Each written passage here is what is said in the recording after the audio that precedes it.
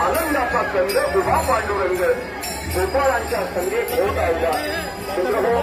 जगन कलाभूषण चंद्रकांत कदम यांनी सुद्धा आपल्या भजनरूपी सेवेतून हे मांडताना सांगून ठेवलंय.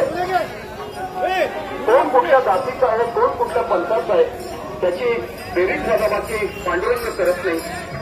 मित्रहो, तुमच्याकडे संस्कार संपन्नता किती आहे, कर्तृत्व, दातृत्व, नेतृत्व, परोपकार, सत्कर्म तुम्ही किती करता, देह चंदनाप्रमाणे शिजवणं गरजेचं आहे. आणि मित्रांनो, साधू संत महंतांनी तो देह चंदनाप्रमाणे शिजवला, त्यामुळे साक्षात परमेश्वर त्याने त्याला हृदयाच्या जागाही जागा दिली.